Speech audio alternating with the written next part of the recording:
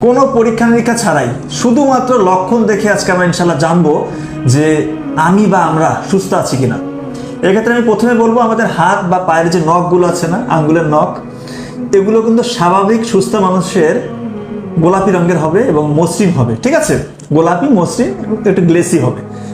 কিন্তু যদি আপনার হাতের নখে দেখেন যে কোনো একটা নখের মধ্যে বা কয়েকটি নখের উপরে হচ্ছে যে একটা সাদা রঙের একটা পরত জমেছে, আস্তরণ জমেছে, এক্ষেত্রে আপনার ধরে নিতে হবে আপনার মেটাবলিজমে মানে আপনার হজম প্রক্রিয়া একটা বড় ধরনের একটা সমস্যা যাচ্ছে এবং আপনার ডায়াবেটিস হওয়ার খুবই সম্ভাবনা আছে। আপনি একটু লক্ষ্য রাখবেন, কারো দেখবেন নখ হচ্ছে হলুদ হয়ে গিয়েছে, হলুদ রঙের। এটা কেন হয়? এটা মোস্ট প্রবাবলি আপনার জন্ডিস বা লিভারের একটা জটিলতা আছে, অথবা আপনার ফুসফুসের একটা বড় ধরনের সমস্যার মধ্যে দিয়ে আপনি যাচ্ছেন, আপনার পরীক্ষা নিরীক্ষার প্রয়োজন আছে।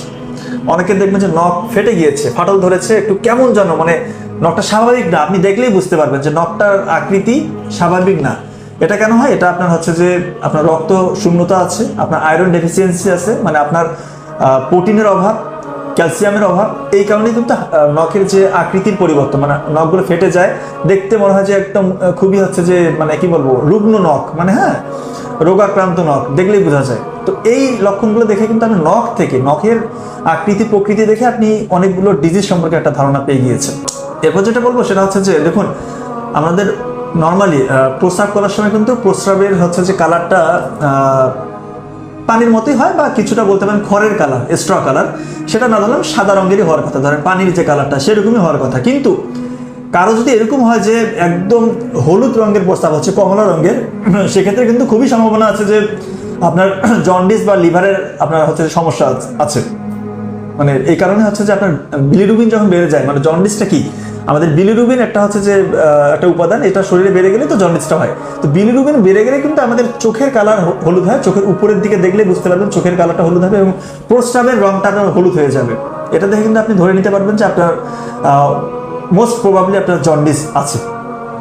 এছাড়াও যেটা বলবো সেটা হচ্ছে যে দেখবেন যে অনেকের প্রস্রাব করার সময় মানে প্রস্রাবটা আটকে আটকে যাচ্ছে, মানে প্রস্রাবটা একবারে হয়ে যাচ্ছে না, মানে প্রস্রাবটা হচ্ছে আটকে যাচ্ছে আবার হচ্ছে, এরকম হয়। এরকম হলে কিন্তু আপনার হচ্ছে যে কিডনিতে স্টোন থাকতে পারে, কিডনিতে স্টোন বা হচ্ছে যে মানে পাথর, কিডনিতে পাথর বা হচ্ছে যে আল্লাহ না করে টিউমারও থাকতে পারে। হ্যাঁ, এই কারণে কিন্তু বা হচ্ছে যে আমাদের যে মূত্রনালীগুলো আছে সেগুলোতে হচ্ছে যে আপনার কোনো পাথর বা কোনো কারণে হচ্ছে যে বাধাগ্রস্ত হচ্ছে প্রস্রাবটা আসতে, এই কারণে হচ্ছে যে আপনার প্রস্রাবটা হচ্ছে যে ড্রিবলিং হচ্ছে, মানে বারবার আটকে আটকে যাচ্ছে, এটা কিন্তু একটা খারাপ সাইন। এরকম হলে আপনার অবশ্যই একজন হচ্ছে যে নেফ্রোলজিস্ট বলেন বা ইউরোলজিস্ট বলেন, আপনার দেখানো উচিত। এরপরে যেটা বলবো সেটা খুবই ইম্পর্টেন্ট, সেটা হচ্ছে যে আমাদের যে চুলের গঠনটা আছে, হ্যাঁ, চুল দেখেও কিন্তু বোঝা যায় যে আপনি অপুষ্টিতে ভুগছেন কিনা। মানে চুল যদি আপনার ঘন কালো হয়, আপনার যদি হচ্ছে যে চুলটা মসৃণ থাকে, আপনি ফিট ভালো আছেন। কিন্তু দেখা যায় যে খুব বেশি চুল উঠছে, আপনার চুল পড়ে যাচ্ছে এবং চুলটা আপনার হচ্ছে যে দেখা যায় যে চুলের মধ্যে ফাটল ধরেছে, মানে দেখলে বোঝা যায় যে চুলটার মধ্যে পুষ্টিহীন চুল। এটা দেখে কিন্তু আপনি বুঝে নেবেন যে আপনার বডিতে ভিটামিন মিনারেলের ঘাটতি আছে এবং আপনি ঠিকমতো প্রোটিন গ্রহণ করছেন না। এদিকে আপনার অবশ্যই লক্ষ্য দেওয়া উচিত। এবং সব থেকে গুরুত্বপূর্ণ আমি একটা কথা বলবো যে আপনার যদি বেশি বেশি পানির পিপাসা পায়, বেশি বেশি ক্ষুধা পায়, বেশি বেশি মূত্রত্যাগের প্রবণতা হয় এবং আপনার যদি শরীরে শুকায় যায়, হ্যাঁ, আপনি যদি হচ্ছে যে মাসেল ওয়াস্টিং হচ্ছে, এই লক্ষণগুলো প্রকাশ পেলে কিন্তু খুবই সম্ভাবনা আছে যে আপনার ডায়াবেটিস হয়েছে। ডায়াবেটিস হলে তার আগে কিন্তু এই লক্ষণগুলো হয় না, মানে ডায়াবেটিস হওয়ার পরেই লক্ষণগুলো হয়।